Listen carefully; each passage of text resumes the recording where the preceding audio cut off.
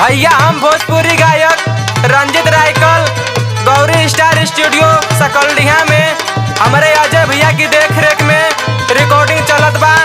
आप सब आशीर्वाद बनाए रखी और हमरे गाना के प्यार दुलार देते रही। जय हो हर हर महादेव। देखा कंवरियन के लागल बा लाइन, केतनो दर्द बाकी फील करे फाइन। बोलबम के नारा बोले ले चहके, बोलबम के नारा बोले ले चहके। कोइन भइल भोले दहिया लपके, कोइन भइल भोले दहिया लपके। कोइन भइल बारे दहिया लपके, कोइन भइल बारे दहिया लपके, कोइन भइल बारे दहिया लपके, कोइन भइल बारे दहिया लपके। वाह वाह हो छबिनाथ भैया वाह, चले के ना बा बोलबम। वाह जय हो हर हर महादेव। हे अजय भैया, अरे सुनील भैया हो, तैयारी बना लिया। वाह हो जय श्री भैया वाह, मिक्सिंग के कोनो जवाबे ना बा।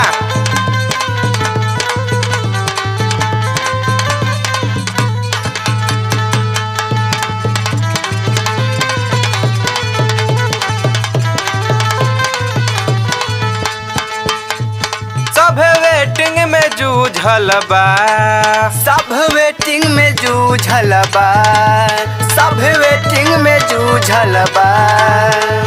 पाँव छाला से सूझल बा, पाँव छाला से सूझल बा, हो पाँव छाला से सूझल बा।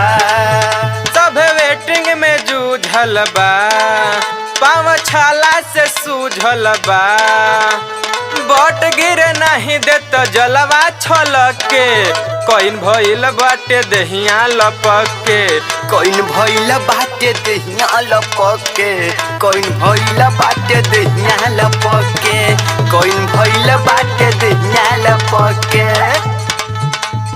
धड़काता दिल धड़काता बाबा के प्यार में, बाबा के प्यार में, बाबा के प्यार में, बाबा के प्यार में।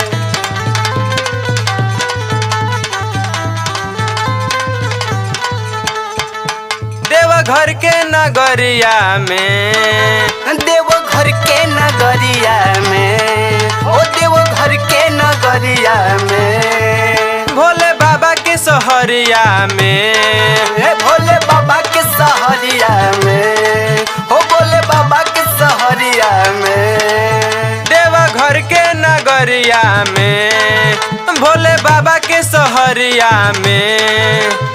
रंजित रायकल जात बाड़े ललके, कोइन भइल भोले दहिया लपके, कोइन भइल भोले दहिया लपके। कोइन भइल बारे दहिया लपके, कोइन भइल